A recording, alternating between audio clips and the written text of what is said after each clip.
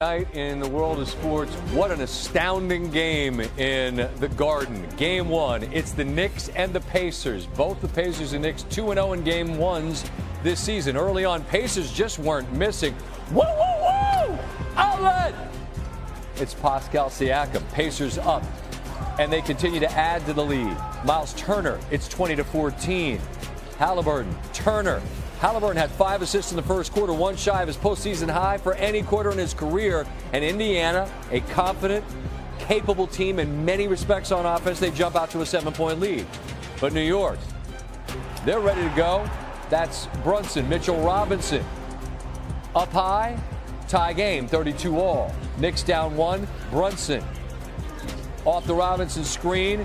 Pacers started 9 for 9 from the floor, but the Knicks in the quarter on a 14-5 run. They didn't miss, and they carry a 2-point lead into the second quarter. Knicks now up 5. Karl Anthony Towns will give the ball, get the ball back. That quick release. 15 points in the first half. Knicks build an 8-point lead. It's a 5-point lead here as Brunson beats Siakam. Float game. Knicks end the half with 69, tied for the most points in the first half of a playoff game in franchise history. Into the fourth. The Knicks are up 3.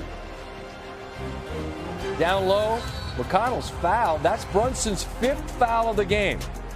Now, he has been so instrumental in so many of the Knicks' big-time scoring spurts throughout the playoffs. He goes to the bench, and here come the Knicks. OG Anunoby, 3. Knicks up 5. Anunoby down low on the block. Regulate off glass. Knicks up 7. The Knicks now lead by 9. And Siakam down the lane. Tries to flush. No. Challenged at the rim. Miles McBride. Do not bring the Kool-Aid to a gin party.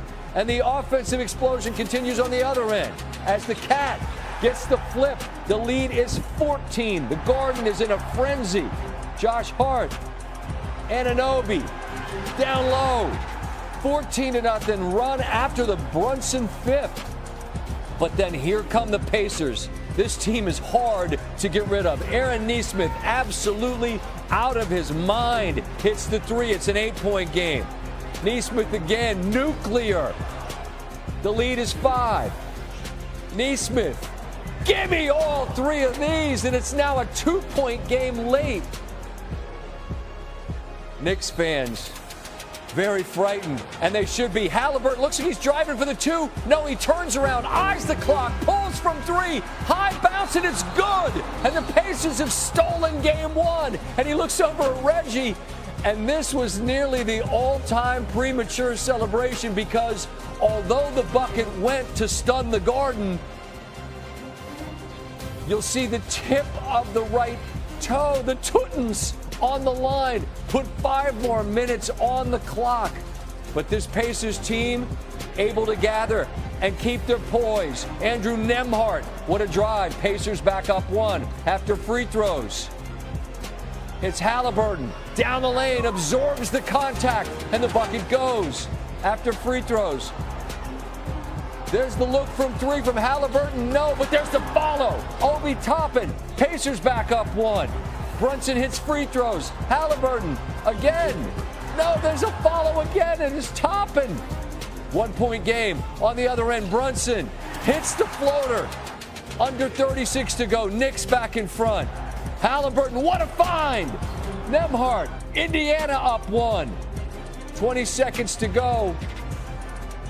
Well, actually, no, that after a great find at Toppin for the bucket to make it a 3-point lead, there's the miss from Brunson. Cat gets a good look from 3. It's short. A mad scramble down low.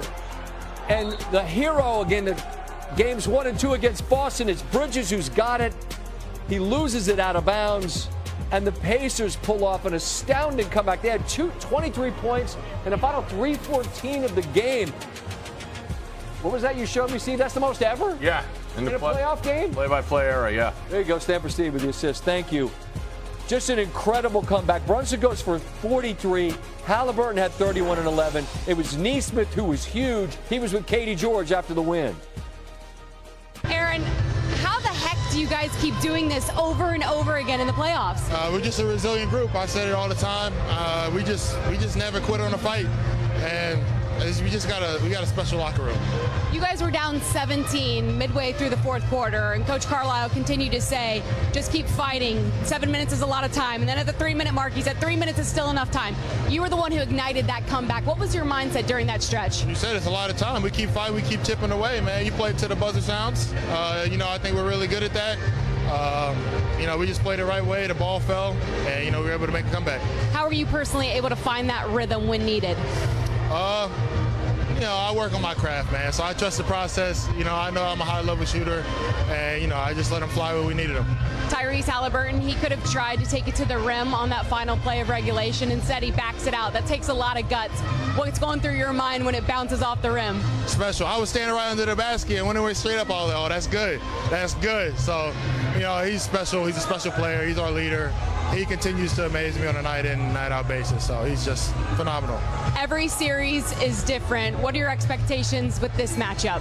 It's a dogfight. You saw today. It was a full 53-minute game. They play hard. We play hard. It's going to be the same thing in 2 days. So we got to go get our rest and, fix our mistakes. Congrats. That was unbelievable. Thank you.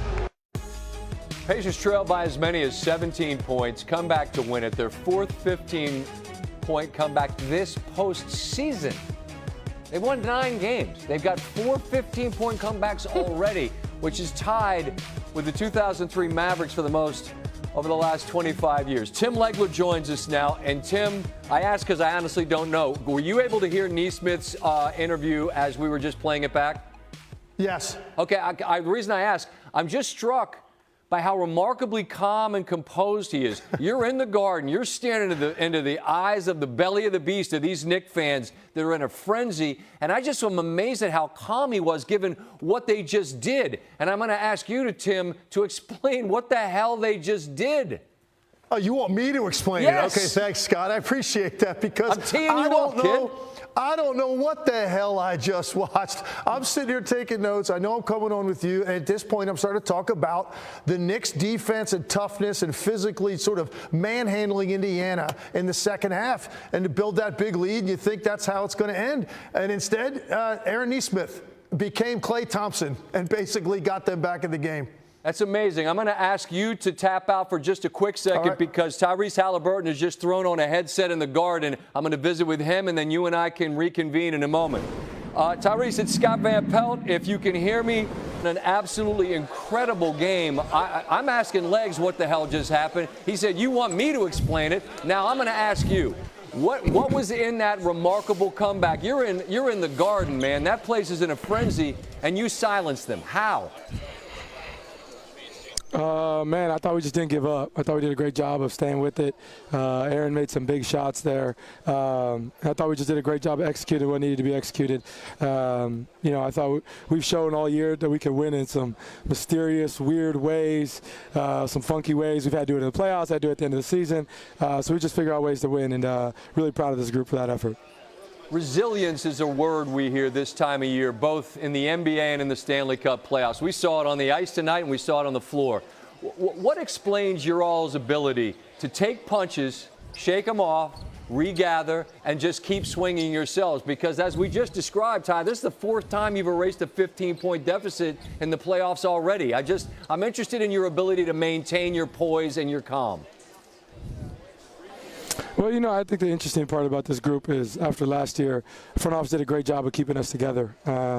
We've played together in so many different, different situations, and I think that just keeps us poised. And we got a lot of guys who, are just willing to take the big shot, willing to make big plays. And I can't explain everything that happens at the end of these games. I would like to not get in these 15-point deficits, but Understood. I'm really proud of our fight, and I'm pretty proud of our fight, man.